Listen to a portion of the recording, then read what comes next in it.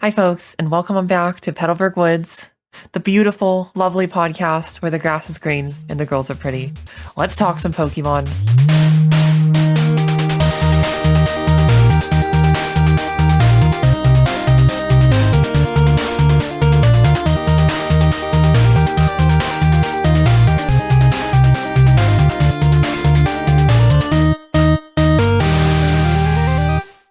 This is the lovely show where we discuss the people, places, thoughts, ideas, and feelings surrounding the Pokemon world, and not just the nitty-gritty minutia that, I don't know, exists on paper. I'm Droomish, as always. And I'm Capreo. Welcome to the woods. Thanks for joining us. We're so happy you could make it. Thanks for keeping your repels in your bag while you make your way through the woods. Droomish! Hi. Hey. Hi, Droomish. Okay. Hi. Dial it back. We're doing the podcast now. I'm just happy to see you. Is that a crime? Just happy to see my friend. What's wrong with that? Okay. Dial it back. Out. Unbelievable. So as I am often to say, we almost did the mobile games episode today. Again, it was as close as it's ever been this time. We're really close. Our producer's computer kept crashing, but bless up, we'll get there.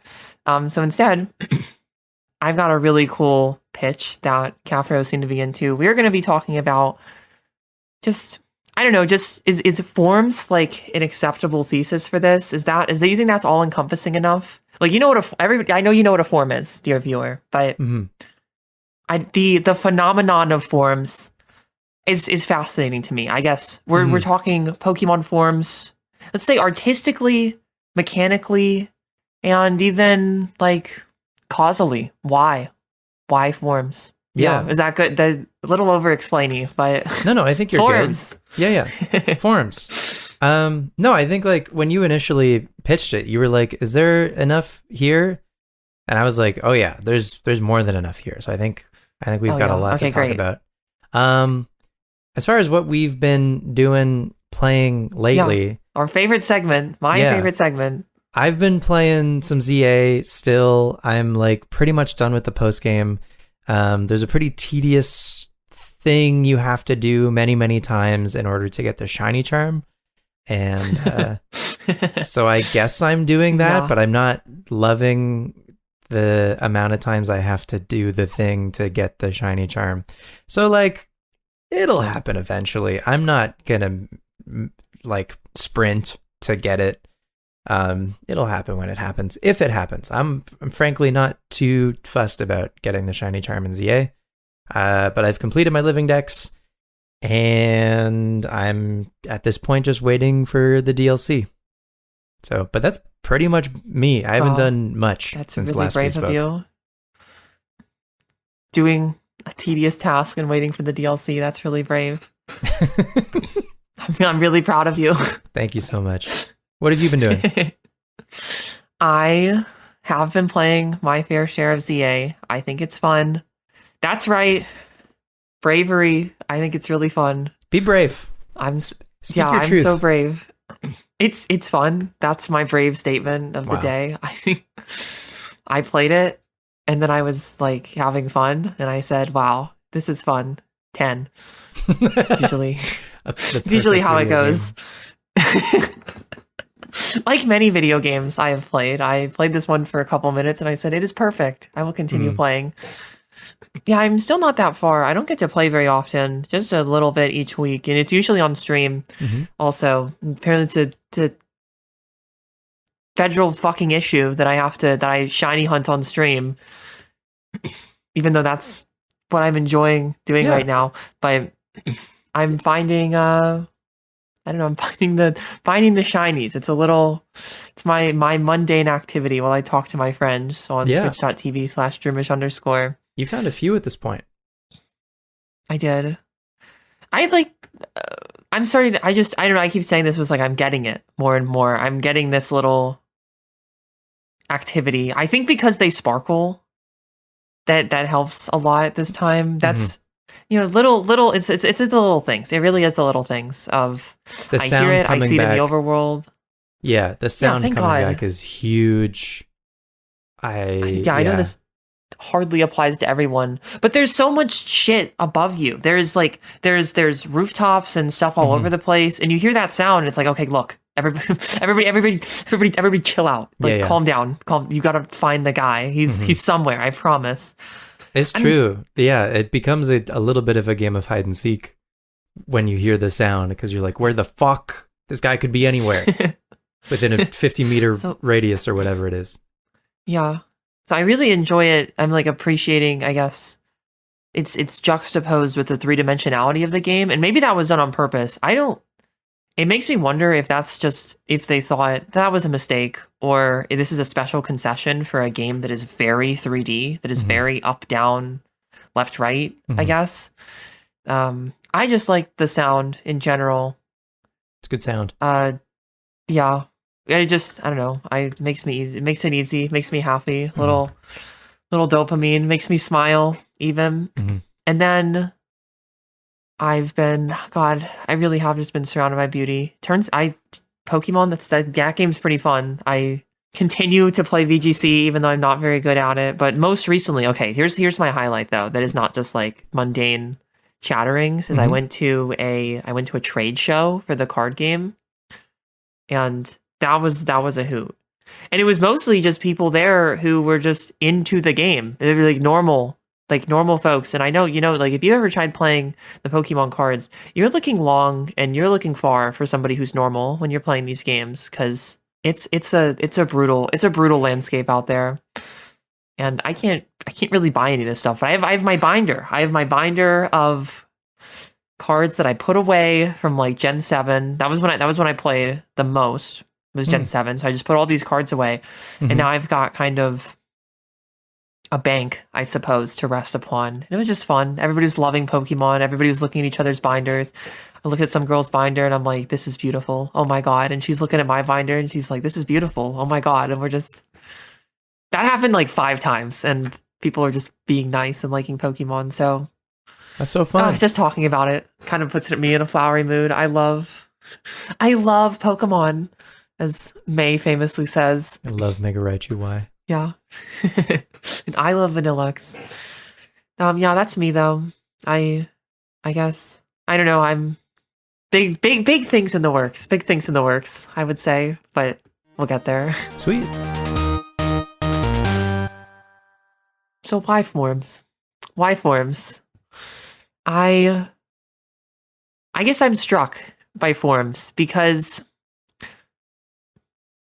first, and I guess this would be the question of the episode that I want answered, and hopefully dear Caprio will change my mind or make me think deeper at some point.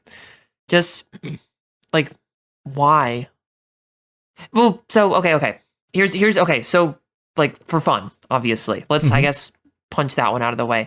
Yeah, it's a new form of Dinkeldar, and it's really cool. This time it's a water type instead of I don't know, an ice type or something. The ice melted, and now Dinkeldar is a fish. Whoa, Dinkeldar lore.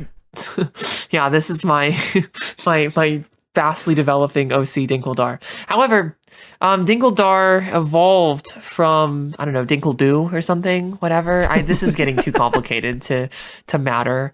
Okay, just Pikachu. Can someone please Pikachu make fan art of Dinkeldoo and Dinkeldar, please? Thank you so much. Anyway, sorry, you were saying? I'm gonna drop that where it's getting too multidimensional. So Pikachu, we got Pikachu. This is probably the simplest one, easiest one to say. Pikachu, it already evolves into Raichu. And that's like, I guess, the fun of it. That's the change. That's the evolution is very synonymous with Pokemon. I'm having like kind of a hard time, I guess, articulating that feeling so much, but this is very much the heart and soul of Pokemon. My guys turn into bigger guys that look maybe cooler, cuter, or I am purposefully not changing them because I like the one that I have maybe also. But this is something that we get to interact with, and it is very much, I don't know, I mean, this is one of Pokemon's core tenets outside of the catching. This is maybe one of the like the biggest things, that your Pokemon evolve and change into something new and they take on a new identity. Mm-hmm. So, and I guess as a further disclaimer, like, we are not treating, like, evolution is not a form. Mega Charizard is a form of Right. Charizard, or Alolan Raichu, and that's where I was going with Pikachu. So Pikachu evolves into Raichu.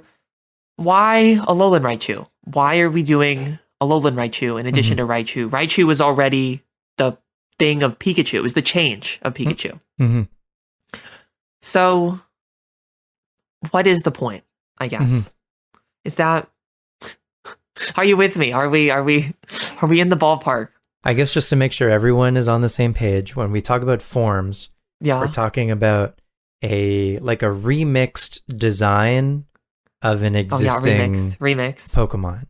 And that's kind of how I think about forms, is like, it gives the designers at Game Freak an opportunity to either, like, the same, like, the original designer can get a second pass or a second chance at a design that they were initially responsible for, or a new designer can take a crack at an existing character. So yeah, to me, that's kind of what, like, forms in their various forms. Pardon the, I don't know, that's not even a pun, just pardon. But yeah, you know, because we're gonna get into the way that they have made different forms of the same guys over the years. But to me, the biggest thing that they, like, do is just allow the designers an opportunity to just take a second pass at an idea or a design or whatever. And especially when, like, a lot of time has passed. Like, anytime, so many Kanto Pokemon have received, there's every new game that comes out, there's this list, and it continues to dwindle, of Kanto Pokemon that have not received any sort of redesign in any capacity. And that list at this point is, like, a handful, right? Especially after ZA now has added a few more Pokemon that previously had not been touched, now have some Pokemon in the lineage have received an update. Mega Dragonite, for instance, is kind of a redesign or a remix of some kind on Dragonite, and Dragonite hasn't been touched since it was initially created. So it's been nearly 30 years of, like, time and, like, design philosophies between. Dragonite. Yeah, 100%. And, like, there are designers now who work for Game Freak who weren't alive when Red and Blue came out. You know what I mean? So, like, design philosophies and, like, approaches have changed, and techniques have developed, and what have you. And so people are getting a crack at these existing creatures to make something new of them, and I think that's exciting. So to me, that is kind of what they're for. I feel like I kind of mechanically, or in a way to almost combat scope creep, or at least like the number of Pokemon, like, getting larger. Like, there's over 1,000 of these fuckers now, but at least with regional forms, the number doesn't have to get as big, but they can still introduce new designs. So, like, anytime there's a regional form, for instance, or a mega evolution is another great example. If it's not a new species of Pokemon, then the number of total Pokemon in the Pokedex does not increase.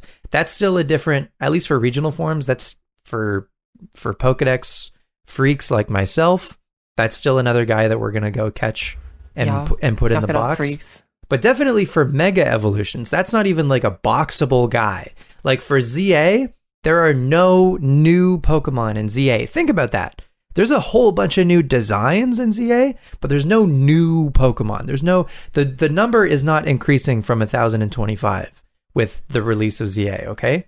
So that's a way for them to introduce, again, new designs without increasing the total number of Pokemon, and Megas especially are like, they were the first way of doing that, and they have like now again become a way for them to create remixes again without like making the Pokedex even more bloated. Mm-hmm.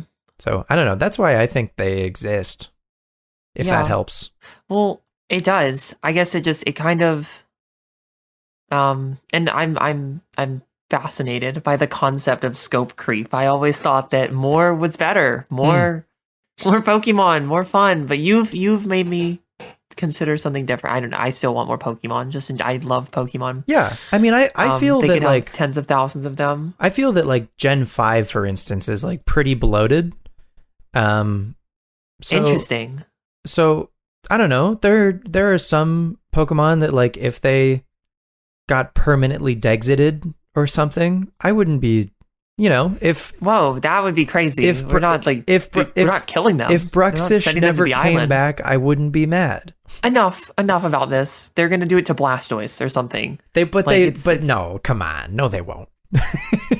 Okay, but like, there's like, okay, if that starts happening, there's definitely a middle ground. Like, there's plenty of Pokemon that are right in the middle between Bruxish and Blastoise that you love. So totally, I don't want Pokemon Island to be happening anytime soon. I think like Lantern is in the space that you're describing. So Lantern isn't safe. Might never be seen again. Yeah. So I guess with your description is good. I guess per se, maybe, and it's just fun. I said it was fun. What does that do for us? That was a very creative centric point that you just made, and that's good. And they, like, I think they often are. They want to make art that is clear of Game Freak, and that's like, I guess, like one of the frustrations with the timetable that they're on. Mm-hmm. But as a consumable art piece, what do forums do for us? And I mean, I have some. This is not like something that I'm like. This is not an unanswerable question. It's not Socratic. I have some ideas, but I guess that's why. That's the thing of interest to me is what are we getting out of forums when we already have, I don't know, like Raichu, for instance. Like, why do I need another Raichu? Is what I'm wondering. And then no other Pikachu or something. Like, I don't know. I don't know. Sometimes it might not even make sense or whatever, or just like, I don't know. Like, I guess I don't know of this, because it's definitely this is very much the concept of the remix. But what does the remix give us? It might just be fun. It might just be fun. Yeah. I think I can put a tighter label on that in some places, but it's just like, I don't know. It's more shit. Yeah, really. Like, yeah, well, give me more Pokemon. Yeah, kind of. Like most simply, it is just fun. But I think a lot of it maybe has to do with the continuity of it or the cameo aspect of it. Like whenever we see a recurring character in anything, that's exciting. And so like, I'm gonna point at the screen and say, I know that guy. I know that every guy. Time I see a recurring character. Something about forms of an existing guy that like you already have a connection with, and now it has an updated something about it. Like, I already love Sandshrew, so by default, I'm already gonna love Alolan Sandshrew, unless they'd have to like fully butcher the remix, right? But for the most part, I think most forms are like quite sound. So I think it is the terrible news about Sandshrew. What? Do you not like Alolan Sandshrew? I'm sorry. I'm sorry. I'm rage baiting. How dare you? How dare you even attempt to turn me against? It's a good. My round little a good guy. Remix. It's a good remix. I'm sorry. What would Reagan Leaf think? What was I saying? Yeah, the continuity of it, or the cameo of it, I guess. And then for Megas, I kind of started to feel this way during the marketing and the rollout of ZA. New Mega reveals almost started to feel like announcements for new characters in a Smash Brothers. And then I'd started like just the like anticipating or like the cope of like, who's gonna get a Mega, right? Is Ledian gonna get a Mega? Is fucking Durant gonna get a Mega? You're just like, the mind races with anticipation and excitement.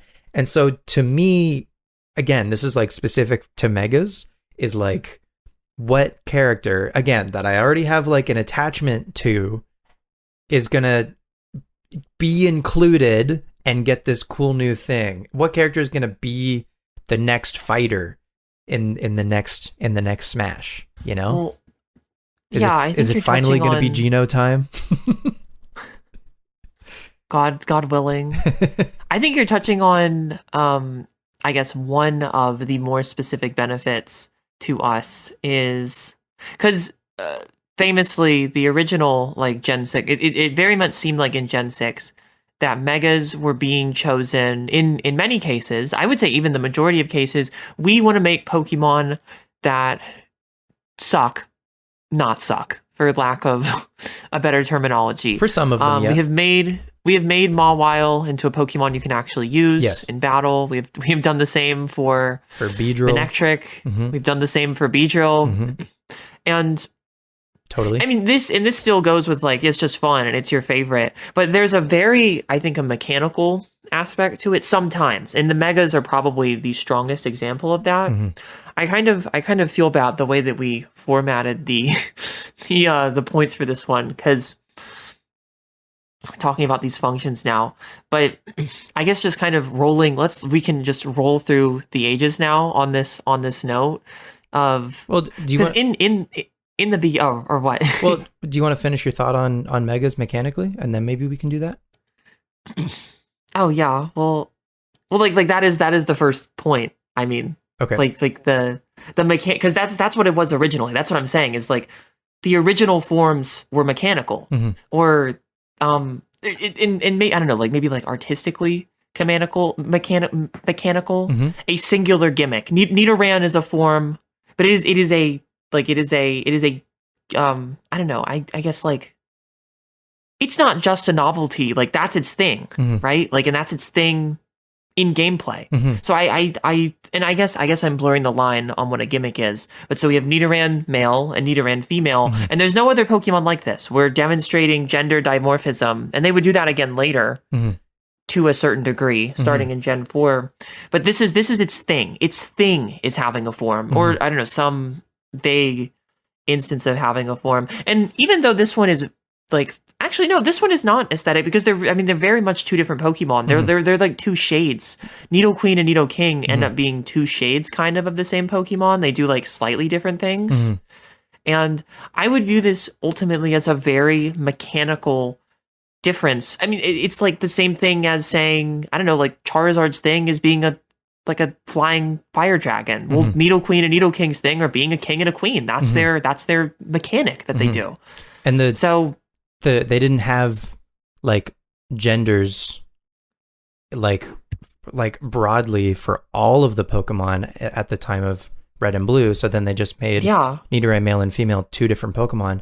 Where nowadays they would make Indeedee male and Indeedee female, which function totally separately, learn totally different move sets. But like, so those are like actually they're Indeedees learn different moves. They're different Pokemon, but they like, it's just like the gender differences that like make them separate, but they would share, like they're the same species with the same Pokedex number. Both Nidorans are just completely different, and both, it's completely separate species even, which I don't think is something that they would do today. It's only because of the limitation at the time. And that's pretty, like, that's still relatively, they don't really do the dimorphism anymore, but it's still like a relatively common, where it's like some gigantic change, like Unfezant or Lechonk, for instance. Yeah, a lot of gender differences since have mostly just been cosmetic. But yeah, some of them have like complete, like, and I think like Indeedee at least is maybe they have the same learn set, but at least their stats are completely different. They function totally different. Are you double checking? I'm fascinated. I had no idea that they had like that. They seem to have the same moveset. Oh no. Wow. No, they do not. That's fascinating. Okay. I'm glad I wasn't making that up, because I was like 90% No, sure I've about never that. Oh my god, you learn something new every day. I mean, that's my favorite thing about this is, so Indeedee is like fully Nidoran pilled. I mean, this is crazy. One of them the male learns Last Resort as its like ultimate move, and the female learns Psychic Terrain as its ultimate move. And then they have different TM sets also. This is fascinating. Yeah, I mean, that's fully a form, and then it changes the mechanics. I mean, in both cases, like Nidoran does the same thing.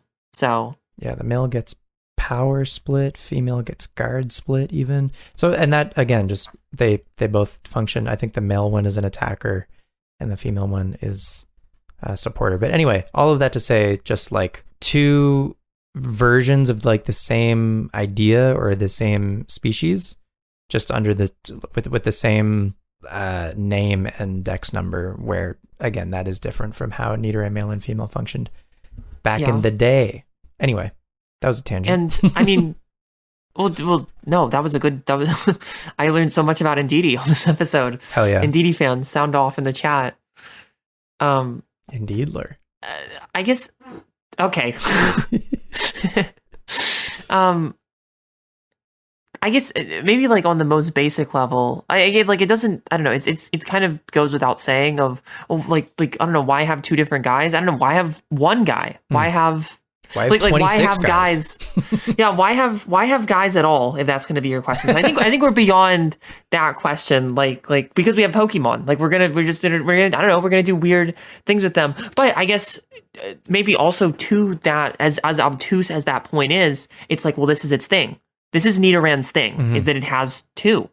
And, right, yeah, there's 26 unknowns even. Unknown's thing is being the alphabet. It's like and part while of its this like is identity is having multiple of the same idea. Exactly. So, I don't know. And so every Pokemon's going to have a thing. I think it's cool that some Pokemon's thing, and especially their animals also, is that they have multiple instantiations.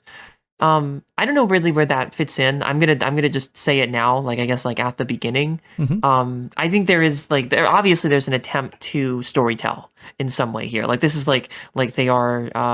It's interesting, right? Like nature is interesting. Like in I guess nature, science, that is just a thing that exists. Like I don't know, like dogs were not created to be interesting to me. Well, maybe that's a bad example, but like. I don't like a animal that just like is alive was not created to be interesting to me, but it is, and so they're mimicking that. Like this does hopefully that concept makes sense. But it's like Pokemon is trying to mimic nature, so they're trying to do nature things. This is also something that happens. I mean, once we start getting into like ultimate forms and garbage like that, like mega moding or whatever, I don't know any animals that can do that, but like. At least on its face here, a form, plenty of animals have forms and it makes them more interesting. At least I think so, biology wise. People are drawn to this stuff. So not only is it's at this point, I guess at the point of we're in like Gen 1, Gen 2 right now, is its thing, but I would argue it's an interesting thing to have this biological component to them. Of dimorphism, and then I mean I guess in Unknown's case it's like almost like its own speciation. I know that Unknown is a very meta Pokemon, but A through Z Unknown, it's like okay, this is crazy. I'm gonna like compare Unknown to dogs. Like Unknown is dogs in many ways. Yeah. I'm with you. Every letter is its own breed. Is dogs. Yeah. Every letter is its own breed. So like individual species have breeds. And they've done that. They have the dog Pokemon famously. The Furfrou? Yeah, that one or wait, no, that's haircuts. Yeah. The dog Pokemon. Growlithe? Pump the brakes on this. It was haircuts all along. Cut the cameras. It was haircuts. It was haircuts. Okay. I thought they were I thought it was different species, or different breeds. Right. I guess I don't know, like is Unknown the best dog in Pokemon? Like Unknown the is the best dog analog? Pokemon. Well, yeah. What has more? Maybe Alcremie. Alcremie might be the best dog in Pokemon because Alcremie would technically have the most forms, right? Okay, yeah. Let's get a. Let's get a quick Alcremie check. You're gonna get a number for total Alcremie? Well, I would like to know. I mean, how many? Because they can have swirls and they can have different candies or different fruits, right? Yeah. Oh my gosh, yeah, it's a huge table. There's a lot of Do you have the total number for Alcremie? I'm having it without some math. See, it is 7 by. There's 70. There are 70 possible Alcremies. Okay. Sick. Yes, that includes the shiny, but I'm gonna count that. And even I don't know 71 because that's not counting the Gmax, and then they gave Alcremie a Gmax also. So yeah, Alcremie is the dog. That's of Clifford, Pokemon. the big red dog, is Alcremie Gmax. So that's just a thing. Like that's a thing that we observe in real life and people like. And I think there's room for there's room for most things that people like inside of Pokemon. So like someone's gonna say Spinda. I don't care. Okay, just like check. Like I don't give a damn. Someone's okay, say, like 7 billion Spinda or whatever. Anyway, I don't. That's not the same. That's not the same. Not yeah, the same. there's 7 billion humans also or whatever. Or Spinda's the best human. Whoa. I don't think that you're enjoying the spirit of this idea by saying spin. Okay, whatever. Just like, you know what? Enjoy your Pokemon that can't enter or leave Pokemon home. Just enjoy it. Whatever. It's already hard enough being a Spinda fan. I'll stop being mean about it. Yeah, Spinda is really like Spinda really is the human Pokemon, if you will. It's affliction with purgatory. So these are primarily cosmetic differences, right? They are, but I think there's a lot to be said for it being a thing. Because in these cases, I mean, throw Spinda in there too. This is its thing. I guess it is an aesthetic thing, but like if we are going to view, I guess I'm blurring the lines here of like gameplay. In Nidoran's case, it was a fully mechanical exchange. But as far as like art consumption goes, if the treatise, the thesis of Charizard is being a flying dragon, then the thesis of Spinda is being a panda bear with like infinite possibilities for its markings. Like that's its design thesis, I suppose. Which I would I don't know, it's like mechanical to real life. I guess that's what aesthetics are. I'm really getting lost in the weeds here, but it's like it's a core identity of this Pokemon. So just as much as any Pokemon is what it is, Spinda is that it has a million Spindas with it. So but both, yes, it's aesthetic. I think it's more important than that, though. Both Nidorans, at least, are different species, and every form of unknown effectively functions the same. I mean, I don't know. Exactly. Depending on the type of hidden power that it gets, I suppose. But Deoxys comes to mind as the first Pokemon to receive different forms that can like change, by the way, depending on the game that it's in Generation 3. And that fully changed the way that the Pokemon operated mechanically. And I don't know, do you think that Deoxys was like any form of form? I said form. The do you think it was Stop. We can't let the terrible brain rot that infested my brain get onto our beautiful show. Yes. We can't let it happen. Do you think that I'm gonna keep sailing? I'm gonna go full steam ahead. I'm not gonna let you do this to me. Please. Do you think that Deoxys was in any way kind of, I don't know, like a beta or stuff like this? Because I guess to quickly explain Deoxys, it is 4 Pokemon in one that lives inside of one Pokemon, and the emphasis is the mechanical. There is an attack form that is all about attacking, it has attack moves, it has attack stats, defense mode, same premise, speed mode, same premise, and like a neutral mode kind of that is sort of a blend of the 3. I don't know. I almost get it's weird because Deoxys is the last Pokemon of Gen 3. It's a mythical, and it was very secret in Gen 3. If you were on the straight and narrow, and I was, just because I didn't know how to. I knew that it existed. I looked at Birth Island on Cerebi. It almost feels like, I don't know, one of those tests that they would do for future mischief, I suppose. Because while it is the first of its kind, I would say virtually everything after Deoxys is Deoxys-like, rather than being... There are many more cases of Deoxys from now on than there are cases of Unknown. Do you think that's fair to say? Yeah, I think so. I think like Deoxys changing forms is a part of its identity, like aesthetically, cosmetically, whatever. But the fact that they like integrated mechanically it functioning as a different Pokemon depending on the form that it assumes. Again,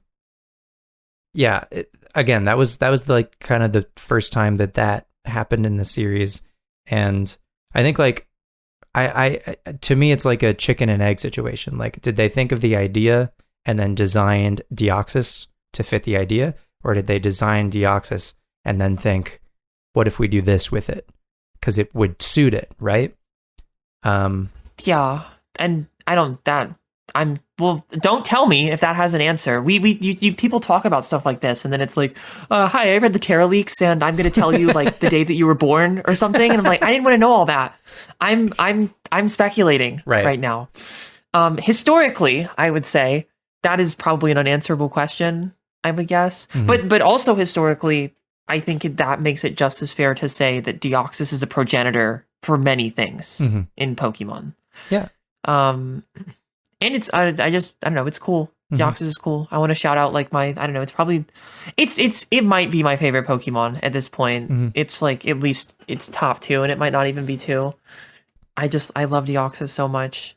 I mean, it's just like, I don't know, it's also a good idea. And then I don't know, evocative of Transformers, I suppose. Yep. Is in there. Yeah, 100%. The things specifically about Deoxys is that it can transform. That is also, even now, is pretty unique to Deoxys, is that it, like, I don't know, you have your attacker and you can turn it into a defense, not in battle, of course, but you can, although that would happen, you can make later that in choice. The series. Is Pokemon transforming mid-battle? I just remembered Aegislash exists. That's good. That's not what I was even thinking of. That's good. So I do think I guess if I was gonna, I think that they designed it with form changes in mind, because that's its thing. Like, I guess, I don't know, maybe I guess, you know, it's like I make art, not that type of art, but it's funny how these things come together. So maybe I don't even want to like try to put a name on that, but this is its thing regardless. Like, yeah, it's an alien, but like the thing that is so, I mean, there's several now that they have been loving aliens recently, so that's a little less novel than its kind of battle modes thing that it has going on. Yeah, after this, I think things get significantly more functional, and that even if it's like, I guess, you know, not corrective in any way. So that's like what I'm talking about with like Mega Mawile. Like, Mega Mawile could be described as corrective to a Pokemon that is well designed, but they want to be stronger. And this is specifically about power. And I think in many cases, Mega Evolutions are specifically about power, because it is a Mega form. It is an ultimate form. Totally. And so I don't know, maybe Deoxys is even like a progenitor for that idea. But after this, like you're gonna, I guess, man, we really gotta credit Deoxys, because I like all these Pokemon are showing up after Deoxys. Now that like I see that you wrote it down, I didn't see or think of any of those. Like the Deerling and the Burmy of the Pokemon world. These are Deoxys adjacent, if you will. They're drawing a lot of inspiration from dear old Deoxys. Yeah. So all three of the I guess what is it? Aesthetics, mechanics, and correction in some cases. And I know that it's like in Wormadam's case. So Wormadam is another one where it's got 3. So Wormadam has 3 forms, 3 different movesets. Do the different Wormadams have different stats? I know I'm not a Wormadam knower, unfortunately. I wish I got my PhD in Wormadamming. I wish Elorexy was here for a Saucebug fact. They do. Okay, so they have 3 different sets of base stats. And I noticed that one in DD too. So these are fully different Pokemon, but they are also the same. And I mean, I think really, I guess like when you get down to it, it's kind of like what you were saying originally of we're just kind of fitting more creatures inside of one that way. And so I guess, you know what, these are a great comparison. Sawsbuck is the seasonal deer, and there is a form for each season, but that is a purely aesthetic change. And it actually, I mean, it went along with a mechanic pretty well that was introduced in Black and White. I think that was only in Black and White, but it is just for show. It is just like and fun also. Like it's a novelty. This deer, depending on the month that I caught it in, is either going to have flowers on its antlers or it's going to have foliage on its antlers. How cool is that? But Wormadam is 3 distinct Pokemon in one. They have different stats. They have similar, albeit different movesets, because one of them is steel type, one of them is ground type, and one of them is grass type.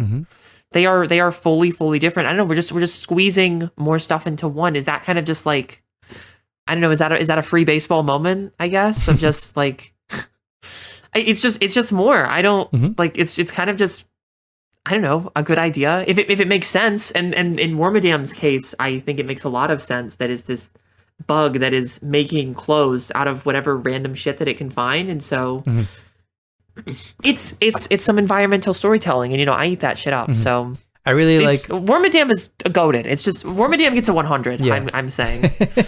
I really talk myself into Wormadam. Wormadam is any good. Supremacy. Yeah, I really like, at least like when a part of a Pokemon's identity is incorporated into how the Pokemon functions mechanically. Like, it's a little bit of a shame that Deerling and Sawsbuck, like, they have that change, but it doesn't really affect anything about how they operate. But for Burmy and Wormadam, it fully does, completely changing their type and giving them different movesets and all that stuff. So I'm a bigger fan of that. But I think like the main reason I added Burmy, Wormadam, Deerling, and Sawsbuck to the list here is just to show that like they, like, initially Deoxys, a mythical Pokemon, had received this form change, and then I think they started experimenting with just giving it to like regular Joes, for lack of a better term. They were still giving, that's really true. They were still giving a form change, like Giratina got one for origin form in Platinum, for instance. So like they were still making, and to this day, even as recently as Legends Arceus, they made origin form Palkia and Dialga. That's what their origin form, right? For those two? Yeah. So yeah, it's a horse. They're horsies. They're all horses. They're all horses now. Except for Giratina. It's a weird worm thing. Yeah. What's up with that? But yeah, so they were still like doing the form changes for legendaries and mythicals.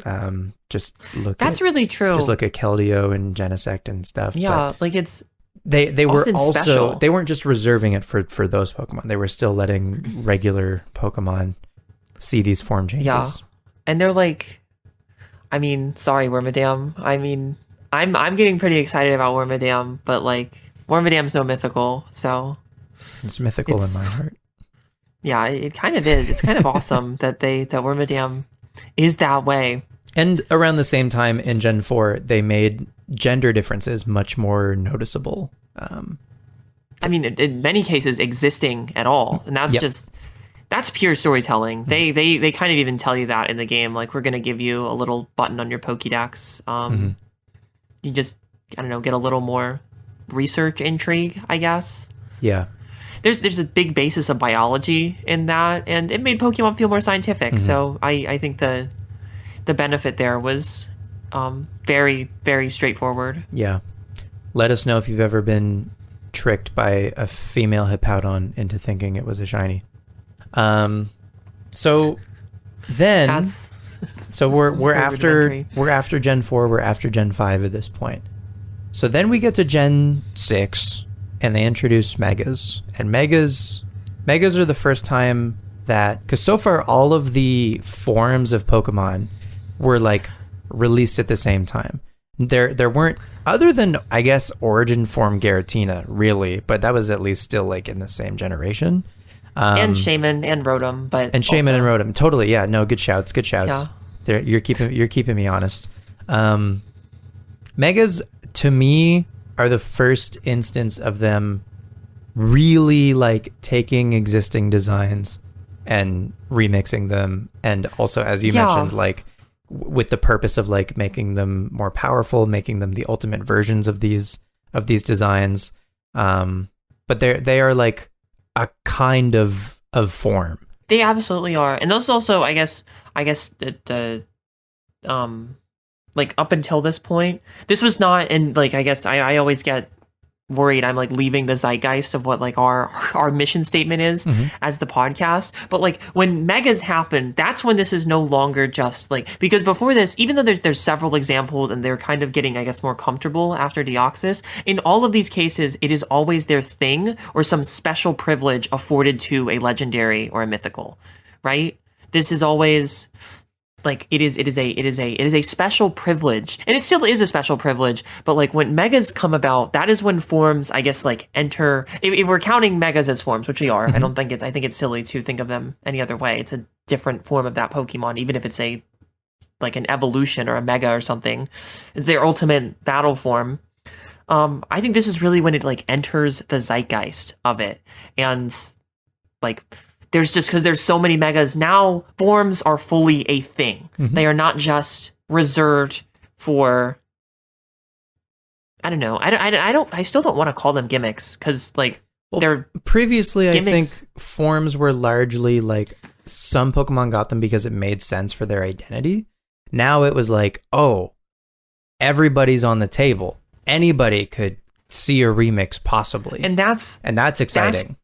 Exactly why I think it entered the, I guess, like the thought space of it. That like, this fully changed the game. Your favorite guy who always sucked could now be awesome and not suck anymore. And that's kind of the dream of this. Like Beedrill fans were eating really good when Omega Ruby and Alpha Sapphire. Like that is, I mean, okay, like I don't want to say fully that they fixed Beedrill by doing that, but Beedrill is much more Beedrill than Beedrill ever was, and it's like it is so mega. It is so mega as Mega Beedrill. It is the mega Pokemon. I know that's like something I say with LRXC. Like it's the most mega looking Pokemon. If that even makes any sense, it's so mega. No, it's but I feel you. Yeah, Mega Beedrill looks so mega. I think it's just because it's so like hexagonal. It's so polygonal yet sharp. Also, it very much looks like a vehicle of some sort, an ultimate battle form. But yeah, exactly. Everybody is on the table for their favorite thing. Megas are just something that they hang out. They don't have to make biological sense anymore. We can just think, this guy is awesome. What if he was more awesome? What if... And in some cases, even with megas, I don't know what you think about this. I think there are a few flops with megas because really before this there are no flops, and there's really I don't know, like Spinda is as close as it gets to me for a flop, and I'm like so close to not even counting Spinda in this. But before this, it's like you said, it's razor sharp. This makes perfect sense. But now that we're just picking, it's kind of like. Okay, in some cases, it's just all right. Whatever. I think like because Gardevoir is bigger now. Every other form that or every other guy that has any number of forms, they like release at the same time. So you kind of like judge all of them like together at once, and you might have your favorite Wormadam, your favorite Rotom, your favorite Sawsbuck, whatever. But I think.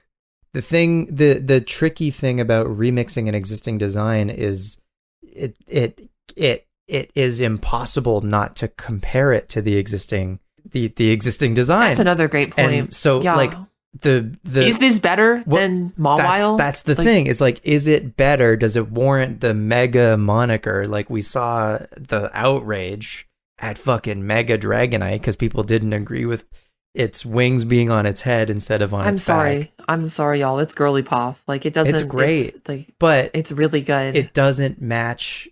I think the expectation for a lot of people of what they envision Mega Dragonite to be. They're like I assume anyone who's mad about Mega Dragonite, I assume loves Dragonite and has this expectation of what a mega version of it should look like. And then the real one comes out and they're like, that doesn't match what I have had in my head for a decade now. So I'm mad. And this is, I think, oh God, because we're not even at the point of like technical, the technical regional form term, but I want to mention it now because there is such a strict goalpost there of like Alolan Raichu, for instance. I'll go back to that example. The express purpose is to make a surfer Raichu. The Raichu is surfing on its tail. So, and there's like a prompt right there. Yeah. right? Of Raichu. We're gonna make it a surfer because we are in the Alola region, Yes. and this is a surfing Raichu. There's a context now.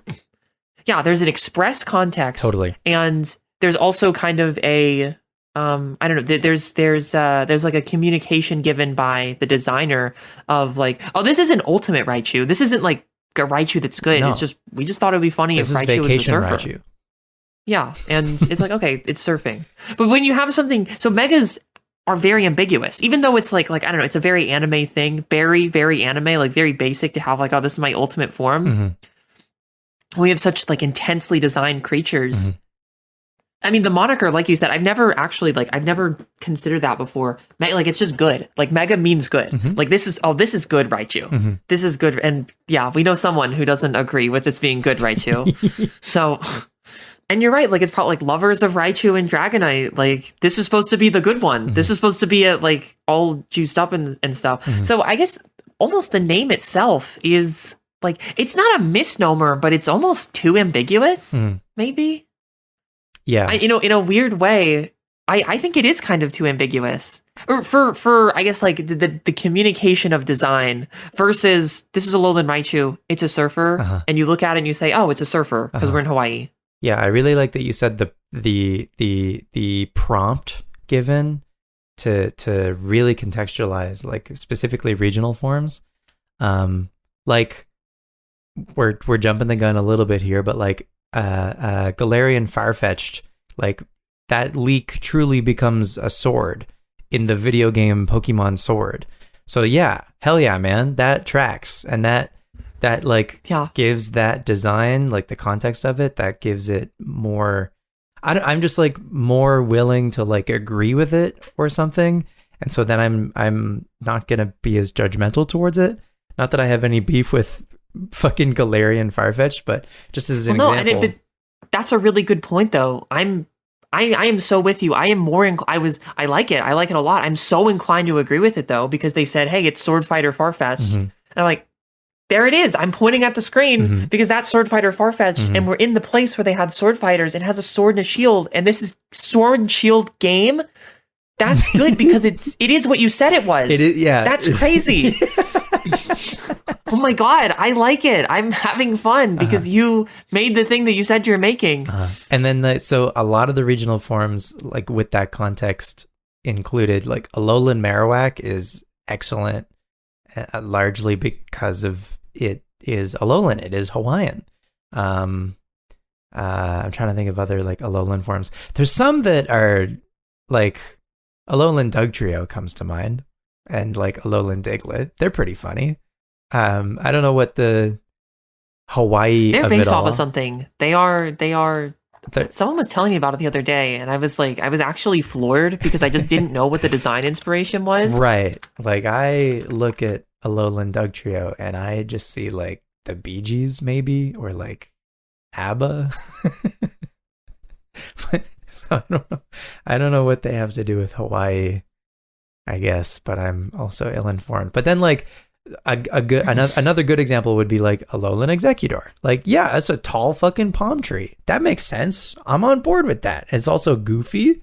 That's great. Versus, imagine if the exact same design of Alolan Executor, but it wasn't Alolan Executor, it was Mega Executor. Do you think people would hate it?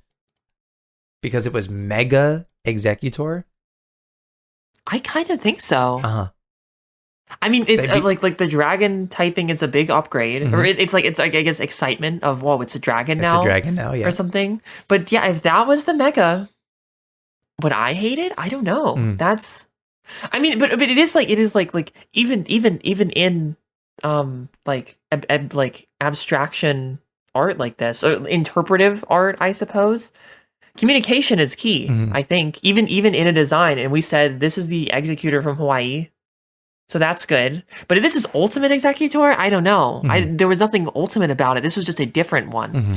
And I mean, there is also the in-world element of like your whatever changes into the mega and then it changes back. So it's like, this better be ultimate. Like this is its final move. It's really cool. It better be really cool or I'm going to be really pissed off. So I kind of think I would. If it was advertised as Mega Executor, I would be pissed.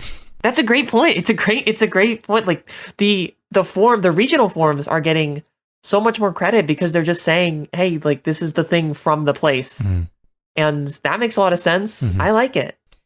The other thing that regional forms allowed, I guess we're finally into regional forms proper now. We're bouncing around. We're bouncing around. Yeah. Okay. There's plenty We here. can go back and forth. The other thing that regional forms allow is megas were only for fully evolved Pokemon. So regional forms allowed us to start seeing redesigns of like baby Pokemon, like Sandshrew and Vulpix and Diglett. Sandshrew that I hate and I think is ugly. How dare you? And so that was fun. And that also meant like with megas, it was like, oh, any fully evolved Pokemon is on the table. With regionals, it was like, oh, fucking everything is on the table. Yeah. Anything could get a redesign. And then like the mind wanders and anticipates even more now because you're thinking about entire evolutionary lines that could see regional form remixes rather. And there's not like a concrete list of themes that you could do. I mean, I'm sure we could come up with a handful of Pokemon that could be surfers or something, or like find a way to manipulate a surfer into some other design, or or just like these are I guess very like biblical remixes that you're describing. So, in the case of megas, again, the idea is battling or like combat. Like these are the megas all like this is like the good fighter form of it, right? Like they're always and they really leaned into that, especially when they had the Pokédex entries in Gen 7 of like Houndoom is so hot and it's burning its own skin alive and it's really sad that you mega evolved it. Like that's what they're saying. So the theme is just like ultimate, like it's all fighting, it's all combat, they're all for combat. And now with regional forms there's a million different themes. It doesn't have to be violent. It can be in many cases much less violent. Like I mean, Mr. Mime is not that violent to begin with, but I think that Galarian Mr. Mime is somehow even less violent looking than Mr. Mime is. But like, I mean, Mega Beedrill is maybe the most violent looking Pokemon I'd ever seen. Like that thing would. Can you imagine Mega Beedrill like in front of me right now? Yeah, like a real Mega Beedrill is here. I would simply pass away. I would pass out. I would have a panic attack. But I'm trying to think of a better example than damn Mr. Mime and Mr. Mime, but of like a Pokemon getting softer. Oh, Persian. Like it just turns into Garfield. Like they made it softer, and yeah, I think that is a very relevant point. They made Persian really round. that is yeah, funny. like and I know some people don't like that one. Like that is a maybe less liked version of this, but it turns into Persian looks. I don't know. I've been scratched by plenty of cats in my day. Persian looks like a cat that would at least scratch me, if not bite the shit out of me. Right. Alolan Persian looks like a cat that would beg for its food. Sure. So the point is though, there's such a wider spectrum when they went for full forms instead of saying like they can all have forms, but the form means they're going to become like incredibly like violent, sharp. They're going to have protrusions, and because they're ready for a fight. That's the point of Mega Evolution. And speaking of like dog breeds that you mentioned earlier, like regional forms feel actually like breeds of a species within Pokemon. Oh yeah, very much so. And to the point where like they did a regional Meowth in Alola, and then they did another regional Meowth in Galar. And so I thought that every game was just going to get a new regional Meowth, and they stopped it in Paldea. Unfortunately, I frankly would have loved to have seen a new regional Meowth every game. Truly. Because there's a lot of different kinds of cats, and I wish they also picked a dog. And like, I know they made Hisui and Growlithe, but I don't know. I wish they picked a dog and made a regional dog every time. I guess they make a bunch of different species, just like different Pokemon that represent different breeds of dogs. But you understand what I'm saying. It's just like well, yeah, and it's also it's like environmental selectivism in many cases. Well, I mean, dogs are that way too. I mean, dog breeds are not just something that we did. Like they took on qualities based on where they were living, and that's I think the primary basis, or at least of like I don't know something like executor. Yeah. The Meowth example is very much I think like in line with pets, and that's why that one ultimately as like I don't particularly love Meowth, but the whole concept, the overarching concept, I think is fantastic, and it makes me like the whole group a lot more because it's like, oh, it's a bunch of different cats. How fun! Yeah, I'm with you. I previously like didn't really have an opinion of base Meowth other than really just like Meowth in the show. But then like as a group, I'm fully with you. Like they become so much more interesting. Yeah, I don't think that they have the same, I guess, like because of this difference, I like what like because I feel like I'm really making it out to sound like, and it's like I don't know, I'm like kind of talking myself into megas being bad, like from like an art perspective, like, but I don't think that's there is. I know, but I'm like, wow, like, like Alolan Raichu is much better. Like this. I mean, the communication's better. I'm saying all these things. Obviously, megas are awesome. I like megas very much. It's an anime thing. I think it's very much just an anime thing. The context of Alolan Raichu is so much more specific than the context of the ultimate Raichu, or at least like ultimate Raichu can mean so many different things depending on who is answering that question. And so if you disagree with the way that Game Freak answered that question, then you're just not going to vibe with the design of Mega Raichu X or Y. Yeah. And it's just like in Surfer Raichu, it's so objective that it's very objective. Yeah, you're like this guy's at the beach. You exactly. You point it and say like that's the thing that they said that it is. Yeah. And so you agree. You just agree. And yeah, I think just like the net is wider with the prompt of Mega. Yeah. And also I think that I guess that the maybe this is just me, but it feels like the highs are higher, at least like largely with the community when it comes to megas. Like sure, like because Mega Halucha was a hit. Like everyone, I think it was one of the first like unanimous things I've seen in Pokemon in a very long time. Everyone loved Mega Halucha. And so you're right. I think the like it with the lens of these are like the ultimate battlers. They're going like super hardcore mode. This is their final move in the last episode of their anime. Like it's so bombastic that when it's good, oh, it's fucking good. It really hits. Yeah. It's so good. I'm trying to I didn't for whatever reason that's Mawile for me. That's why I keep mentioning it. Like yeah, they fixed Mawile. Also, this is awesome. Yeah. Oh my god, this is awesome. I wholeheartedly agree. It's not like Mawile wearing a hat. It's Ultimate Mawile, and they got it. It's Ultimate Mawile, and I'm so happy. Yeah.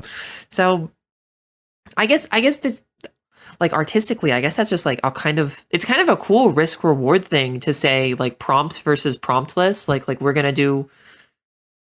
I mean, and if I'm like telling you like I'm gonna come up with a really good version of Dugong, I kind of get to do whatever I want. But if it's like I'm gonna make Dugong wearing a hat, it better have a hat. That's kind of the thing of Dugong wearing a hat. That is unbelievably, that's a great way to put it. So, yeah, expect your Mega Dugong wearing a hat. OC soon, folks. I'm very pleased with this dichotomy of like this is all prompts. This is all prompts. So okay, I want to float something to you then. Gigantamax forms, right? Gigantamax forms are similar to Megas in that they are remixes of a Pokemon, and it is like a Pokemon increasing in power, about to use its ultimate move in the final episode of its anime, whatever, with the added context or the added prompt of also it gets huge. It gets kaiju. It becomes very, very large. So not only is it changing the way that it looks, but the fact that it is also becoming huge like further contextualizes the reason it looks the way that it looks. So like I think a lot of the Gigantamax Pokemon like are designed with with that idea, with the added context that they become huge. Look at Gigantamax Alcremie. Is this like giant multi-layered cake? Gigantamax Duraludon is a fucking skyscraper. A lot of them just like get tall. Look at, actually, the epitome of this is fucking Gigantamax Meowth. Is Meowth the long way? Isn't that like, it's like based on Long Cat? It's based on Long Cat, but that's still like, that's the idea. It's just like they took Meowth and they stretched him to make him tall, because that is part of, he's the ultimate form of Meowth, and he is tall. He's big Meowth. He's both. He's ultimate and he's big. So what do you think of that? When you frame it like this, I'm gonna keep it so 200 with you right now. Please keep it a tuning. In that I will. Okay, I will always try. In like, I'm gonna say even like 9 out of 10 cases, these are peak. Yes. I have gotten kind of like, I guess, my artistic sensibility sort of like refined maybe as far as like what I'm looking for in this brief conversation. And I look at this list. I'm looking at all the pictures of the Gigantamax forms right now. There is both an ultimate quality and a general theme quality of calamity, abundance, largeness. Like, just it could just be like strict largeness, like it is with Meowth, but like I enjoy Sandacondas, for instance, because the snake becomes so long that it becomes a raging tornado, and it's like calamity, it's disaster. It is so on topic for the thing that they said they were going to do, where there's a little bit of its ultimate Sandaconda and its like bigness associated with that. Like, imagine if Gigantamax Sandaconda shrunk down and was just, imagine if it was Mega Sandaconda, I think everyone would be like, why is it a fucking Beyblade? Well, that one I can live with a little bit more, but like it really looks like Gigantamax Sandaconda in the picture. The prompt is very much answered. And so I guess and then, you know, ultimately while we are talking about it, why it made an episode of the show, this is a highly subjective thing, of course. This whole like, do you like this form is very, very subjective, but there is, that's such a perfect through line of like the prompting that is done with these of I guess it could be any number of things, but Gigantamax is such a perfect middle ground of like some ultimateness, some specific themedness. Totally. And it's peak. It's peak, Mr. Squidward. Peak. I also, man, the decision to pitch all of their cries down several octaves, so we end up with gold, like Gigantamax Pikachu just going P. Priceless. Yeah, I really like it when it says P. I'm a big fan of when large Pikachu just says P. So that's Gigantamax. It's the best. Yeah, it's like, I'm glad. Like I'm glad you dig it. I'm glad you're down, because I think. Okay. I guess it again. It's not like my highest highs, and like then there's just like, I don't know, like my like favorites. I really like Hisuian Arcanine right now, just because I'm playing it and it's like becoming my favorite. But I guess from this very like rigorous art lens of what is the best art, which is both a fruitless and very fruitful endeavor. I think it is. I don't know. I could write a book about like finding the best art. Like, you should seek out the best art, but you should not think that a best art exists. But in this kind of like, I guess like kind of half foolhardy endeavor, I'm going to say that Gigantamax is the best art that has been put in front of me right now. From like, the art was well communicated, and then it did something for me very much aesthetically. But the highs are still higher with certain megas. I just, you know, but the lows are lower. And the lows are much lower. The lows are much lower. Can I ask who a low I'm gonna low pull is up the for list you of for megas? Wait, what? The lowest? Well, maybe not the lowest, but if you've got a low for megas.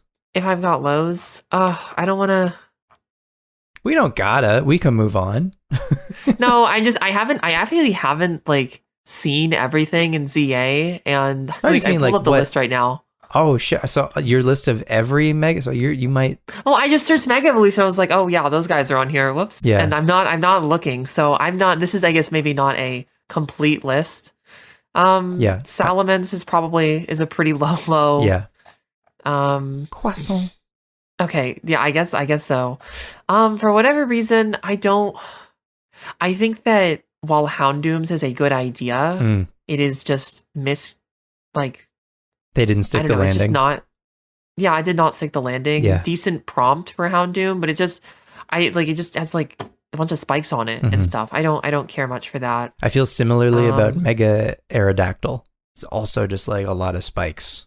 Yeah, it's very spiky, and I do care for some of these like more brutal looking ones. Like I think Gyarados is a very inspired design, and that's probably because they very specifically gave it another type, and it's like, oh yeah, that's dark now. It looks dark. That's cool. Those might be like my two big misses for the megas that I know of. I'm very drawn to the cute ones, especially. I really like.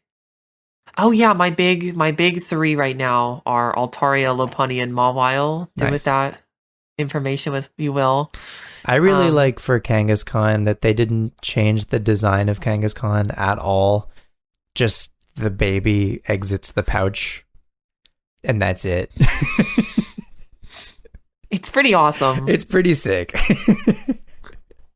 Even if it is like broken beyond repair, at least in Gen 6. Oh yeah. But whatever. I think probably the like where it's like I don't even feel that negatively about them. This is like really like the worst thing I can say though is just like so indifferent to some of these of like they just don't do anything for me. Sure. I like the Pokemon that they are. Yeah. Like I like Abomasnow, but this Mega is not doing anything for me. Same with Garchomp, same with Medicham, same with Houndoom, like I said, and yeah. Also kind of Alakazam. I get Alakazam having a Mega, but like I don't know, I feel indifference in many cases, and that's like I don't know, pretty for an ultimate form, that's pretty bad, right? Like I should not feel indifferent towards I mean, and it's also like the whole thing with I guess some context that they did add with Mega Evolution. It's like a bond between person and trainer, and so if you Mega Evolve your favorite guy and it sucks, that really sucks. The low is going to be low. And even if I don't disagree with you, like I can definitely rationalize with you love Dragonite, you Mega Evolve Dragonite, and you think it looks like shit. That has to hurt. That has to hurt. At least if you put yourself in the shoes of the trainer who has this relationship with Dragonite. Yes. And you don't like what it does and you have to because it's the strongest form. Yeah, I guess that's the spectrum of me feeling it, I suppose. Yeah, but highs are highs, the lows are much, much lower, and plenty of indifference, unfortunately. Which is arguably worse. Yeah, I don't know. I have a hard time hating a Pokemon. Also, I don't know. That's I'm with you. Maybe a different subject, but like I don't know that like indifference is necessarily the feeling, but sometimes it's just like for some of the megas, they feel like maybe a side grade rather than big time, especially when they just put the spikes on them. They just put a bunch of shit on them. Right. Like I want them to change color or shape in some way. Beedrill changes shape really well. Pidgeot like has some color accenting that, while subtle, I'm all about. But I think the worst ones really they just put a bunch of shit on them. So I like Mega Aggron. I know you do. I your Aggron's bravest soldier. I know this. I really like mechanically it is good. Mega Aggron loses its rock typing and becomes pure steel. Like a lot of megas will gain a type, or maybe their secondary type will change to something more beneficial, but Mega Aggron dropping the rock type to become pure steel is so sick. I think just rock sucks. Unfortunately, it makes it much better. I know, so it becomes a much better wall. I know people call Mega Aggron the wall. It's very tough. So that's Megas, that's Gigantamax. We talked about regional forms. Is there anything else you want to mention about regional forms? I mean, just they are clearly loving it with I mean, I guess they are. I mean, yeah, they're like living in regional forms now. We have all sorts of I guess corruptions have been happening, because like we talked about it a second ago, but like there is no Kanto Surfetched, for instance, and that's something further that they did with like, let's reinvent Farfetch'd, and then it can also evolve, and Farfetch'd can't usually do that. So I mean, in many ways this is like the, I don't know, the chosen child kind of it gets that evolved form. And I know that they're like, oh, like, just because Farfetch'd can't evolve doesn't mean that. No, it does mean something. Like, it's not as good as Surfetch'd, I fear, in many cases. Yeah. Yeah. It's almost, it's a remix of a remix at that point, in a way, giving regional forms their own exclusive evolution, into a new species that the original design did not have access to. The original design could not evolve into this new Pokemon. There is no Hoenn Obstagoon, there is no Johto Cursula, or there's no Kanto Surfetch'd. So it's, yeah, I found that very interesting in Gen 8 when they started doing that and giving all these regional forms their own evolutions. But then they also, so they did something strange with this, where they gave some regional forms an evolution, but like the evolution was into a new species, to be clear, but the new species was kind of a remix on an existing Pokemon. And the examples I have of this are Galarian Yamask evolving into Runerigus, when base Yamask, Unova Yamask, evolves into Cofagrigus. And then our friend Meowth, Galarian Meowth does not evolve into another Persian. Nay, it evolves into Berserker, who's just like a brand new cat, but it's not even like a take on Persian, really. It's not on all fours. It's like a fully different guy, where at least like Runerigus is pretty similar, I mean, in idea to Cofagrigus. But anyway, yeah, they're making remixes, but also like maybe the remixes are like removed enough from the original idea that they decide that these need to be their own thing. I mean, it's kind of a take on the change, which is a really cool artistic. And I think that, so like, I mean, in for us, like, we just get more Pokemon kind of this way. I guess we get like a Pokemon and a half, I suppose, out of this. But I mean, from them, this is really cool to me, because it is a remix of a remix. But the thing that they're specifically remixing is the change. Like, let's not just remix like Meowth or Persian. Let's remix, like, I want to reconsider what Meowth does when it evolves. Like, does it, like, it gets, instead of becoming like more docile, like in the case of like a lowland Persian, like what if it got more brutal? Like what if it became more of a warrior, and we leaned into that instead? So the evolution line, and I think that there is something to be said that there is an identity that exists kind of outside of, let's say, like, I don't know, like Pikachu evolves into Raichu. Maybe that's a bad example. Or, okay, like the Charmander to Charizard line, there is a component to this that is the evolution structure itself. The story that is told, where the small lizard evolves into a dragon, the story of the lizard turning into the dragon. And they said, what if we reoriented that? What if we imagined a story where, I don't know, Charmander ultimately ends up on all fours rather than a dragon, and we get new Pokemon as a result of this? But the like kind of the, I don't know, the platform that is standing on, that's what's being remixed in these cases. And so the entire design intent, I don't know, environmentally, like beyond two or three individual characters, there is something much more fundamental that is being changed in these examples. I think it's super, super cool, because they're like, it's like a meta reimagining of, like, he's not just wearing a hat now. What if the hat, like, the hat that gives him magic powers or something, or like the hat is his friend or something? I don't know. This hat example does not have the legs that I was hoping it would, but or okay, like, I just like different dependencies, different relationships with the environments. And I think that's probably, I guess, maybe like the simplest and straightforward with Surfetch'd is one of these Pokemon, right, that you're talking about. Not in the same, like it is and it isn't, I guess. Yeah. For argument's sake, yes, it is. Okay, we have a Galarian Farfetch'd, and that's like, what if Farfetch'd was a whacker instead of a cutter, I guess? Yeah. Well, yeah, I mean, like, okay, like it's using a club now instead of like a knife, I suppose. Sure. I think I've not seen it. I mean, they don't like kind of show that stuff. I mean, maybe I've like seen it in the show when it looks like it whacks, or it looks like a whacker. But I mean, the reason why I'm saying this one is because it's like like a fencer and somebody who fights with a broadsword and somebody who fights with a rapier. They're both fighting with swords, but they're going to go on completely different journeys. And the fencer, I guess, is kind of done. Or maybe, I don't know, I'm totally bungling this, but they're going on two different journeys, even though the idea was originally the same of two people with swords. Like, they are both individuals with swords. And then the fencer is going to hone the stabbing maneuver, I guess. I'm just going to try to keep this simple. Is going to hone the stabbing maneuver, and the heavier sword is going to hone the swinging maneuver.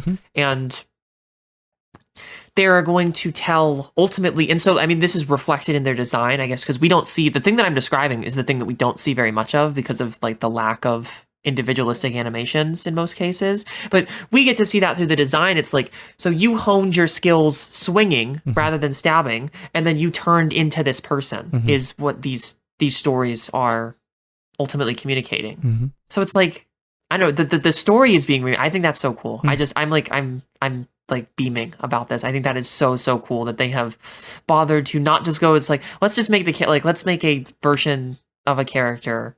Rather, let's make like, they lived a different life. They are from a different universe. This is from a universe where like everything is different, and it's like kind of the same person, but they had completely different experiences biologically, ultimately, that leads them to a different existence. And I feel like you really have to be, there's kind of an in-touchness with the characters there for that to like even exist at all, like let alone be good, but like to do a follow through on that is, I'm just very impressed with like having laid all the mechanics of that out. I really appreciate Galarian Corsola because it is in conversation with the way that the world has changed in the time since Corsola originally came out in Generation 2. When like the Great Barrier Reef was a lot more colorful, and then by the time Sword and Shield come out, it is a lot less colorful, and so they decide to like, I don't know, tell a sad story. Tell a sad, upsetting story. It's extremely depressing, but they decided to like have a take on it, basically, by way of updating the design for the coral Pokemon, and even further, like by way of mechanics, like making Cursula a ghost type, and also specifically Cursula is a hunting, pardon the pun, hunting Pokemon. I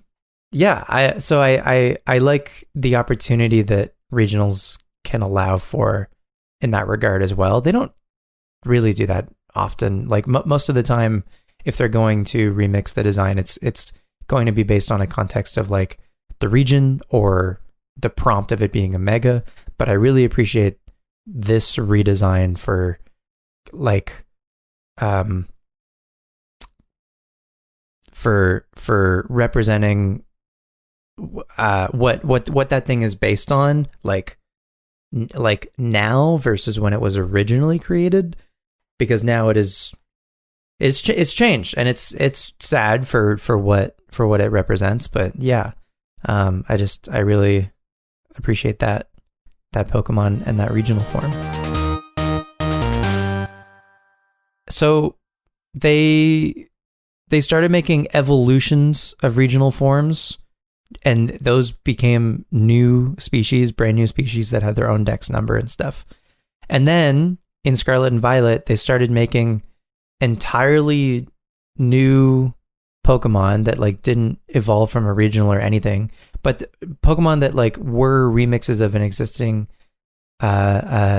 design, but just making entirely new species from that remix. And Yeah. it probably gave them more freedom with the remix rather than feeling that it needed to Well, stick to the original in some way. It probably gave them more of an opportunity to like experiment with it. And so just to make sure you're on the same page, I'm talking about Pokemon like Toadschool, Wiglet, and Poltergeist, where these are obviously based on Tentacool and Diglett, but like they're entirely new types. They're like almost like the opposites of each other in a way. But yeah, they instead become new species entirely. I don't get it, honestly. It definitely has like a table. Interesting. Like it has a place at this table of discussion. So like, do you think? I mean, just why? Like, So like, do you think these could have instead been categorized as Paldean Tentacruel and Paldean Diglett? I guess I don't get the like the design choice maybe Sure. to make this. So instead of making something completely new, Mm-hmm. we're just gonna make Tentacool again, Mm-hmm. and now it's a mushroom. Well, this is And the same idea with regionals in my opinion. I think that this lacks that storytelling aspect to it though, because they went to relatively great lengths in the game. It's like they're not related. It's not a form. It's something else. Mhm. And I have seen the fan term for this currently is a convergent form of somehow like a Toadschool existing in the same like I don't know, like the everything turns into crabs theory or whatever. And I guess in the relatively like the semi-limited storytelling pool of Pokemon, I just don't get it. There should be some concrete connection between the two, or maybe like if they're gonna a base form. Sure. Like baby, there's a baby Tentacool now that can take either form, like depending on like a stone you give it or something. So you feel if two Pokemon are going to resemble each other, they should be related in some capacity? Yeah, because like what's the prompt even at this point? It's not like just if like a Tentacool was a mushroom. Why even like it's like borderline nonsensical. And like I guess in Diglett I'm willing to give a lot more credit to, of because it's almost the same Pokemon except it's a water dweller now instead of an earth dweller. Mm-hmm. And like that isn't that big of a change, but Tentacruel was not a mushroom or anything like it. Like I guess I'm seeing it like it's so absurd. I'm struggling to even compare it. The Tentacool Toadschool is a cool Pokemon also. I don't as a form though, I'm very perplexed by the choice where they said, because there's no prompt and it's not like an ultimate form. They're just I don't know. What if Pikachu was a dog now? Have we thought about that before? have you considered what if Pikachu was a dog? Sure. I think that could be cool. What if Pikachu was a dog and it's not Pikachu? It's Pika Dog, by the way. Mm-hmm. And that's like the like Toadschool versus Tentacool. Yep. It's what if it was a frog now? Mm-hmm. What if Tentacool was a frog? Mm-hmm. Have we thought about that? I think we should get to work. Like that's what's going on here. Mm-hmm. And I guess there is maybe I'm wrong about this. Where is the environmental storytelling with this? Because like in the Alolan ones are always so good because it's like it's the beach. He's surfing. It's the beach. There's a palm tree. This is these are good remixes. It's the beach. Because He's we're Garfield. He's on vacation. Okay, I'm pretty sure that one. That one. I also do want to share the Doug Trio. Oh yeah. Reasoning, or the Alolan Doug Trio. Right. With the hair. It's got a lot of it may be based on Pele's hair, a thin volcanic glass found near Hawaiian volcanoes, which is very metallic. Okay. Yeah. And might even be based on the goddess Pele herself. I'm getting this off of Bulbapedia, but it's so cool. Yeah. It's so cool. Okay. And then the magnetic black sand is found in these deposits that are, I think, associated with volcanoes. Yes, for sure. And then the hair is just supposed to be like, I don't know, like surfer, something like that, like Sure. the actual style. But I was impressed with like the attachment to volcanoes. Alolan Persian, that's gonna be a much harder sell for me. I guess okay. Any prompts like can you? For Toad School and Wiglet? Yeah, for Toad School Wiglet, like what was the prompt? What Like compelled them to do that? I don't know. I don't have an answer for you. I think it's a similar idea again with regionals where they just want to like take another pass at these existing designs and maybe just have maybe in this is I don't know, just me throwing spaghetti at the wall. Maybe there was like an internal design contest among the designers to take an existing design and make a goofy version of it. And so someone made Running Tentacool and someone made Wiglet. And maybe they were like, those are funny. Those are goofy. Both of them, you got to admit, both of them are pretty goofy. I think they're fun. I guess I'm stuck on the art. So I'm actually specifically I'm a Toad School. I'm a pretty big fan of. I was very fond of it at the beginning. I still am, but I was very into using it. Just it has a crazy ability that I really like using. I guess I'm stuck on this from an art perspective because I do think it asks the question that you're answering, like, hey, what's going on? What the hell is going on? But and if it's fun, then yeah, like if it's just super fun, I can live with that. I feel like they decided to make them their own species rather than a regional form, maybe because they felt too detached from, because it's not like they stopped doing regional forms.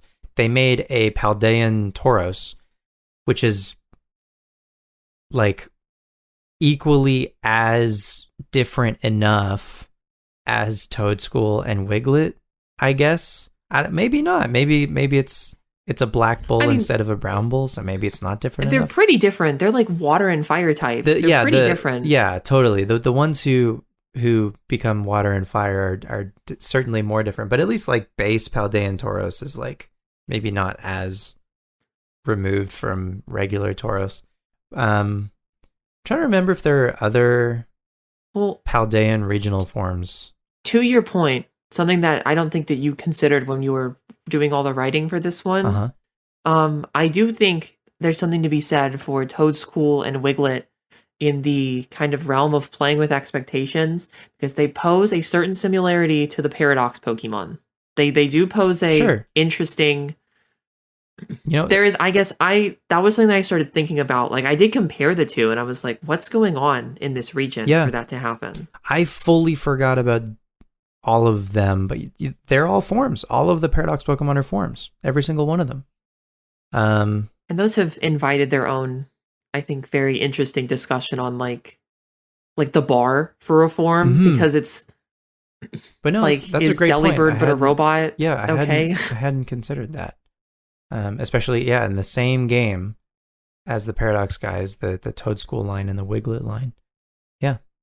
And yeah, the Paradox forms of all of the pre-existing Pokemon, to me, almost like, again, it's almost like the prompt for the designers was like, how wacky can you be with these redesigns? It's almost like, I feel like they got to have so much fun making Ultra Beasts because they were allowed to make weirder guys, and that feels similar with Paradox Pokemon. Like, they got to make Sandy Shocks. Like, what the fuck? Yeah, Sandy Shocks is awesome. Someone made Sandy Shocks, and then their boss said, yeah, ship it.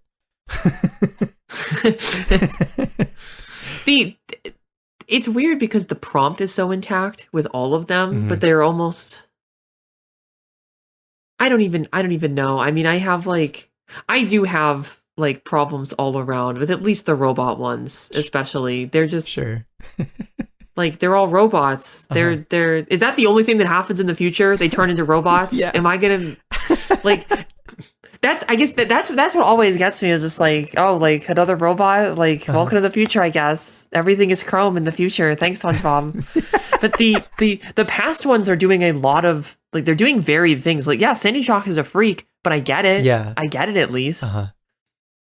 Yeah, I totally agree. It's so one note for all of the future ones to just be robots. So I vastly prefer all of the past Paradox Pokemon. Yeah. I don't even like hate any of them on their face either. It's just we got so many robots. We got so many robots. And I guess okay, yeah, actually, this is an interesting one because it's like saturation of a prompt. They all meet the prompt of there are robots in the future, but then it makes me why? Right.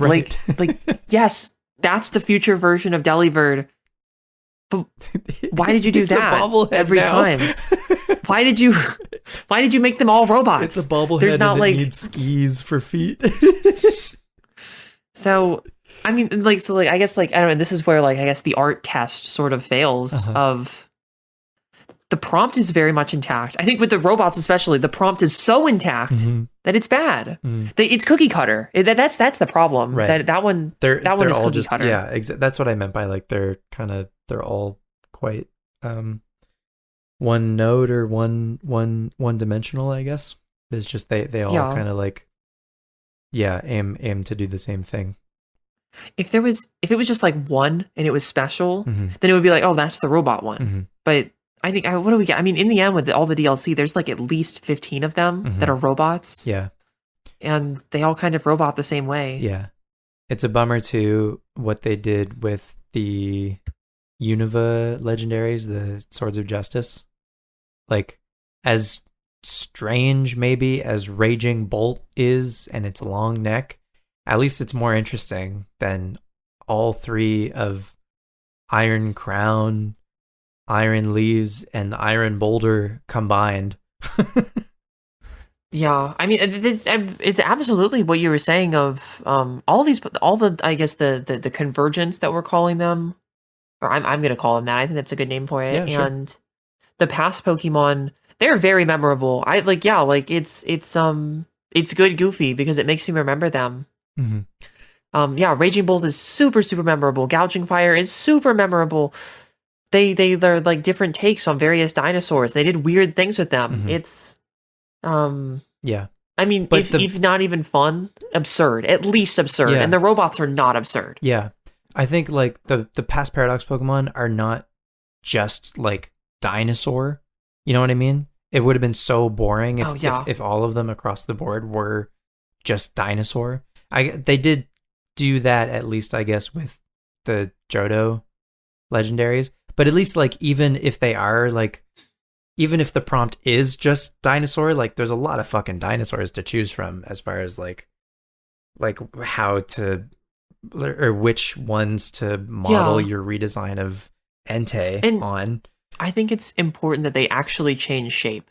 Yes. That is I think with any form, I am going to put this out there as a rule for me. You must either change form or you must change shape, physical form. Yeah. That was what I was trying to say. You must either change shape or you must change color. Yeah. And if you do not do one or both of those things, and it is supplemented with adding a bunch of random shit, in some of the cases, because Aerodactyl doesn't change color, and they just put a bunch of spikes on it, and it's so that's the same silhouette essentially. Totally. Now we have a bad form. Right. Yeah, Iron Thorns, which is the robot Tyranitar, is it is cool in the details that they decided to give it, but its silhouette is just Tyranitar still. It's still Tyranitar. It's mostly the same color. It's it's metallic, which that's not good enough for me.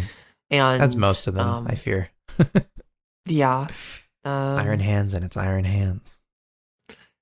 Known for its those iron hands are they're pretty noteworthy. So I mean, and it's interesting. I haven't put this together before. It's generally forms are pretty celebrated. This is a rare pack where I think there's I don't know, generally at least middling opinion on them of indifference at least of Yeah. I feel Iron Valiant is one I see that a lot of people really enjoy, but that's the only one I see, I think. Oh, because that one is different. It's Gardevoir and Gallade combined. Very cool. So there was I'll give special exception for that one because they did an actual remix on Like, what if it was like a night girl instead of a girl in a night? Or I don't know. Is what is Mega or is Iron Valiant? Is that of Mega Gallade or is it of both of them? I think it's supposed to be like of both of them. Oh, it's absolutely of both of them. Yeah. And that's cool. That was a cool idea. Yeah. But then, a lot of the other robots, just a little... Based on a fusion of Gardevoir and Gallade. Mm-hmm. So, like, and that's cool because it's also, like, it's a split evolution. Mm-hmm. So it's like, I mean, this is like an in-world Pokemon fusion. Mm-hmm. And it has the Elemental Hero Neospatian arms also. It has the blades coming out of the arms. It's a cool Pokemon, Hell folks. yeah. That one's good. Jaden is pogging. Jaden is pogging. Yeah, the fusion, polymerization. Jaden is pretty happy right now. Jaden would love Iron Valiant. So we've arrived, I think, at our final point for this episode with kind of the end with our forms, and that is, I think, just like the idea of the same Pokemon continually receiving remixes. So abundance. Favorite. I like that you wrote abundance as favoritism and abundance, and so Game Freak's favorite child, Charizard, comes to mind, and how it has 2 Megas and a Gigantamax, and I mean, so there's 4 Charizards that exist: Charizard, Charizard X, Charizard Y, and Big Charizard. Yeah, Big Charizard. It's Big Charizard. Mm-hmm. And now there's about to be 4 Raichus that exist. Also, we got Raichu, Surfer Raichu, Raichu X, Raichu Y. Mm-hmm. And Slowbro for some reason. Yeah. Who's also abundant. Galarian Slowbro, Mega Slowbro. So I think the easy answer for this is just like they're doing this for the favorites, not just for theirs, but like for the fans. And they can't change Pikachu. There will never be a regional Pikachu, but they can change Raichu. Which is interesting. I that is a very like fascinating point that you just made. I mean, because I don't know, like, could the same not be said for? I mean, clearly, this one has been out the window for years, but just they've changed Charizard, and Charizard was Charizard is Charizard. I think Charizard can get like stronger again because it's like fully evolved. But they did change Pikachu. There's Big Pikachu. Yeah, but it's literally like that one is literally Big Pikachu. That as a Gigantamax is literally like it's they said it's Big Pikachu and you point at the screen and you go, yes it is. You're right. You did it. But we used to have a bigger Pikachu, and then Pikachu is smaller now. Right. And then there's Big Pikachu's back. It's an odd callback. Uh-huh. Yeah. But no, fully it is just Big Pikachu. But yeah, at least like again, like they've done regional Meowth, they'll never do a regional Pikachu. Hello, it's me, Spencer. I'm editing this episode, and today, wouldn't you know it, a trailer came out for an upcoming Pokemon spin-off game, Pokemon Pokopia. And that trailer included a bunch of forms, unique Pokemon, as Cerebi is putting it. One of which, believe it or not, I can't believe the timing of this, is a form of Pikachu. It's called Pikachu, and it's a pale Pikachu with like really big eyes, very cute, a very tiny tail. Also, it looks maybe like it could be sick or something, but at least it's like really pale. Anyway, it's still like, I maintain that like it, even though this is a form of Pikachu similar to Gigantamax Pikachu, it is still like pretty much just Pikachu. It isn't like different enough. So I maintain my argument, but I still can't get over the timing. Anyway, enjoy the rest of the episode. But Raichu... There's lots of Meowths. Totally. There's so many Meowths now. There's a lot of Meowths. But Raichu is on the table. Like, I mean, they did it first with Alolan. And that was a great design. And now they're doing it. They're giving it Megas. And I love Mega Raichu Y. Some people don't. I That's love Mega fine. Raichu Y. People It's the best Pokemon. people disagree about what. Hate for it only makes me love it more. Yeah, That's I also like, I feel like, I mean, in a way, I mean, this is I guess kind of an encapsulating point. We were kind of talking about it with the future Pokemon. Like, that was abundance. The future Pokemon I have a distaste for, because there are 20 of them and they all do the same thing. Mm-hmm. And I almost feel like something is to be said for megas as an abundance of, like, yes, they all look different, but I mean, like not just like as a species. I guess it's like, it's particularly fantastic when a single species gets so favoritismed that it's like the Charizard. It's like, oh yeah, it's gotta have everything. It's Charizard. Mm-hmm. But megas as a concept, I think it's really interesting that megas seemed like they were going to be one of those gimmicks that they did not bring back when they were done with it. But they realized, it really seemed like it's like, hey, megas are very popular. Mm-hmm.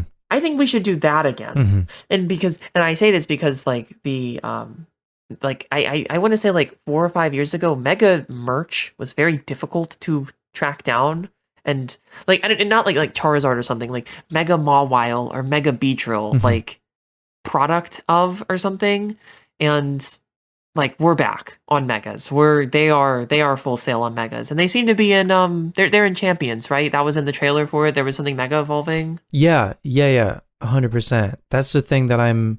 If nothing else, ZA has made me much more excited for Champions, because I'm very excited to see what, like, abilities all of these new megas end up getting, because that'll often, like, I mean, like, Mega Mawile, it's great and all. It would not be nearly as good if it didn't have huge power. Mega Kangaskhan wouldn't be nearly as good if it didn't get to attack twice. So I'm excited to see the abilities that they give a whole bunch of the new megas, because we don't know yet. There's not abilities in ZA, so all of the new megas, like, it's like we have an idea. We know what type they are. We know what moves they can learn. The ability is still the last big sort of question mark with all of them, and so it's still like, there's still like this final reveal for all of these new megas that can, like, fully make or break whether or not they become good. And I think that will also feed into, Is like, it any good? Are they any good? Is Mega Chimecho going to be any good? I don't know. Maybe it'll have fucking Wonder Guard. Maybe it'll be Steel Fairy and have Wonder Guard. I have no idea. Probably not. That'll be pretty good. Maybe they'll make Mega Shedinja and it'll maintain Wonder Guard, but it'll drop the bug typing and it'll be pure ghost. The pure ghost with Wonder Guard. I don't know. Anyway, but that sounds like it'd be pretty good. It would be. Okay. Well, right, and so there's this gigantic. I mean, you're talking one of the facets of it right now. Of there's all this anticipation, and the thing again is like, oh, everything's on the table for megas. Like, we want megas, and it almost feels like this time. And I have reviewed, like, a fair amount of the megas, and I mean, like, this is maybe a premature judgment, maybe even an unfair one, but it kind of feels like this time compared to last time, the point is to make megas, and the point is not to give Pokemon megas that kind of, like, deserve them or they had a good idea for. Yeah, I don't. That's not universally true, but it's like, it really feels like this time we got to make some megas. Yeah. Like, we like just throw the megas out there. Yeah, they're spreading the love more, for sure. I do think. I mean, it seems like they have some rules, maybe, like all of the pseudo legendaries. It seems most of them, at least, are receiving megas as recently as, like, so in the latest marketing that they did for the Mega Dimension DLC, they showed Mega Baxcalibur, and that's a pseudo, and, like, most of the other pseudos have megas. So, like, yeah, it seems like easy calls for Hydra and Hydreigon. But, like, those are Pokemon that, like, are good already. They're, like, in the 600 club, so they have, like, a large base stat total. Versus a Pokemon like Chimecho getting a mega, like no one was using Chimecho. If people liked Chimecho, it was, I assume, purely for the way that it looks, but certainly not the way that it plays.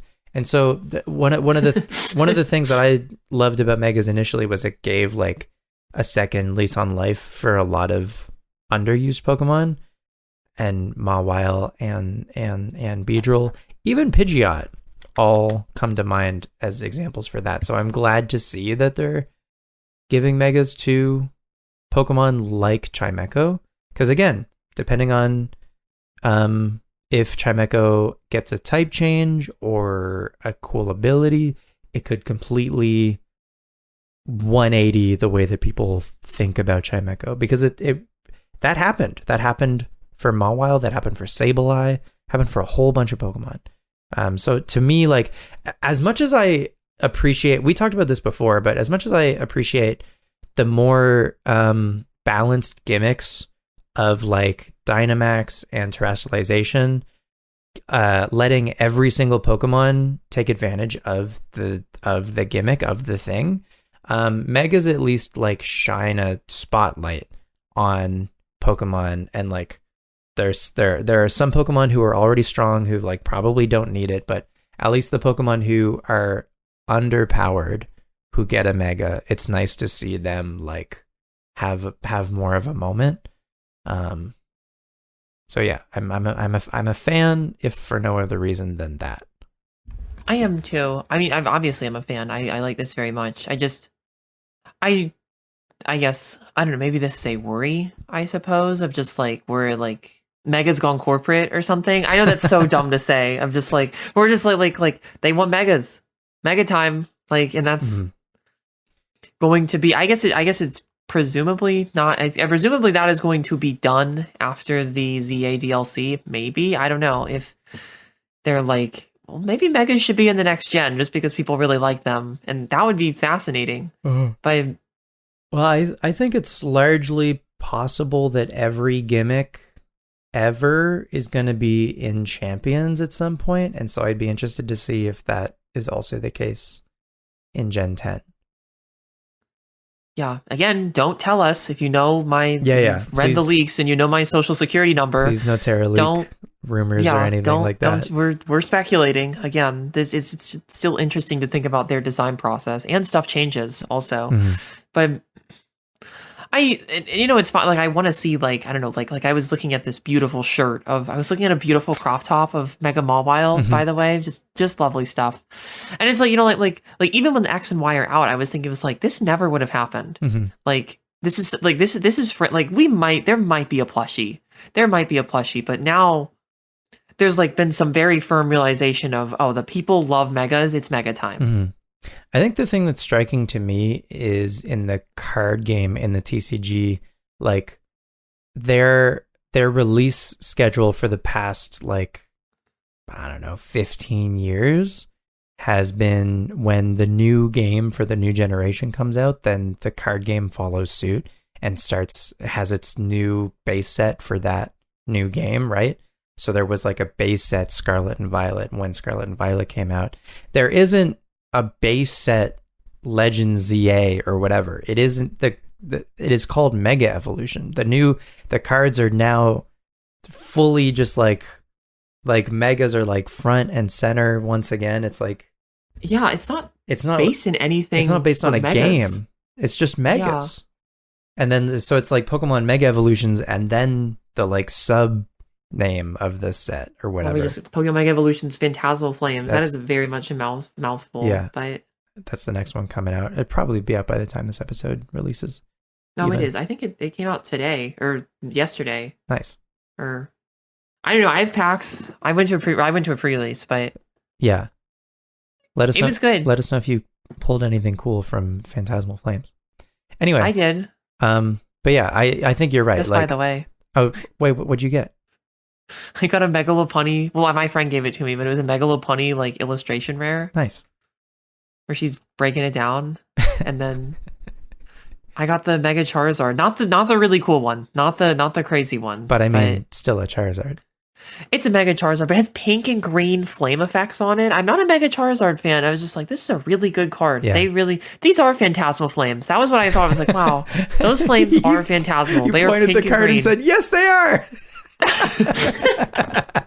I did. I like had a whole conversation. I was like, David, these flames, they really are Phantasmal. And like, they got me with Charizard. They took it in a slightly different direction. It's like, yeah, these are like they did a good job. The flames were Phantasmal, folks. The flame. Don't worry, I tested them. The flameler. Stop. Anyway, I think that's everything I have to say about forums. Do you have anything you want to wrap up with? Yeah, I mean, just like I think this is a very like I really do want, and if you made it this far, thank you so much, because I really do. This is something I really like. Out of the topics we've done is like one of the ones that I would most want to talk about with other people, like to like have an actual roundtable about, because I think this is such a malleable, I guess, design choice where I get the more heads the better. Like beyond just like what is your favorite? Like what do you prefer that they do? Like what do we prefer that they do choice wise of like, I don't know, like this whole concept of the prompt I think is like a really good guide for discussion. But like there's a bunch of little facets in this that are so like it's I think it's perfect because it's not just there are I guess like maybe like best practices with this, but it's very personal as to like this is good versus this is bad, and the way that they're handling it is good versus the way that they're handling it is bad. And I don't know, again, I think it's an interesting testament to where Pokemon is, that like remixes of the main characters can be main characters themselves, have like people can have those as their favorites, and just like I don't know, maybe, and I guess it's I do want to say like it's not stale either. Like it is interesting that like because I guess maybe that was the thing with Raichu. It's like, oh, like or like with Charizard, it's like we're getting Charizard again, but it's interesting that like you get like a regional form of like Arcanine or something, and it's like it's not like, oh great, they're doing Arcanine again, like they're really running out of ideas. I feel like the general opinion is, oh my god, I love Arcanine, and this Arcanine is even cooler. So like they have to be doing something right if they can get away with that most of the time, when they are really, I mean, this most cynical level forms are like, I guess outside of those like mechanical examples, like it's like, oh, we're doing Arcanine again, and but it's good. Yeah, it's everyone's happy. We're doing Arcanine again, and we know like Arcanine is like tried and true and like tested. And so what if we made another one, and so we can sell double?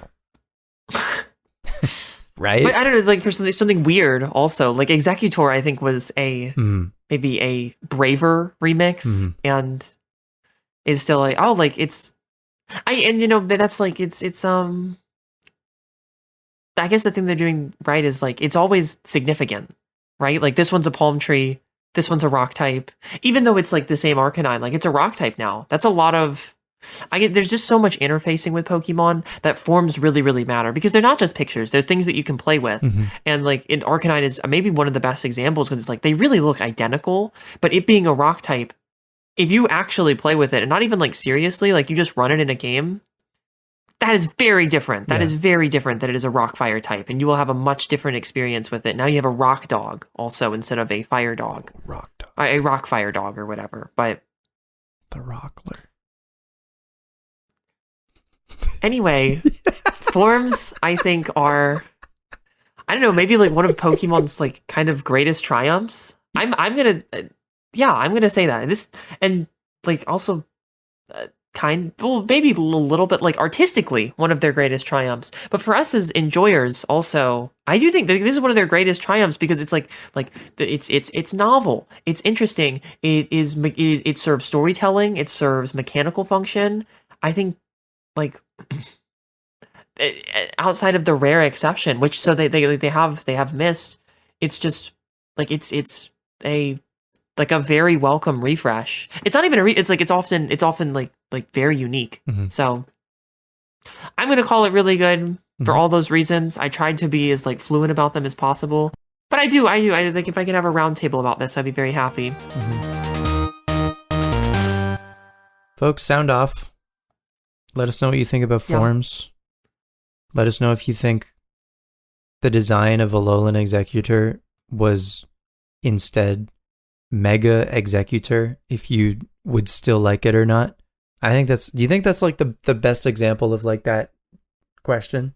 Or for that question? Oh, absolutely. Absolutely. That's like, or I don't know, like a Alolan Persian or something. Like if this was that one is like very much a side grade. But like a Alolan Executor, I think, yes, for the type change, the beginning, the change is kind of bombastic. I think it's kind of perfect. Like, if it was Mega Executor, I wouldn't like it. But if it was Gigantamax Executor, I would like it a lot more. For the beginning of it all. Yeah. I'm all about context. I love context. The context. Yeah. Sorry. Okay, that's all we got for you this time, folks. Here on Petalburg Woods. Next time, we might do the mobile games episode. It might happen. We tried. Honest to God, we tried. We tried so hard this time. It was actually like computers didn't want us to do it. Yeah, like internet wasn't working, and then computers weren't working, and I know it's like becoming mythological, but it is going to happen. And we have some I think pretty exciting guests in waiting for future episodes. So look forward to that. Hell yeah. Until then, you can find us outside of the woods as well. I'm on YouTube, of course. I make videos, watch my videos, and we're both streaming on Twitch at Droomish _ and at Capreo _. Let us know what you thought of the show by leaving a review. And if you're watching us on YouTube, please feel free to like the video, subscribe to the channel, and do all the good YouTube stuff. As always, leave your pals at home, and we will see you next time in the Petalburg Woods. Goodbye. Bye-bye. Petalburg Woods is hosted by Droomish and Capreo and produced by Girl Luigi. The theme music is by Capreo, and additional artwork is by Mo Paint Stuff. Let us know where you'd like to visit in the Pokémon Universe next. Email us at petalburgpod@gmail.com. And until then,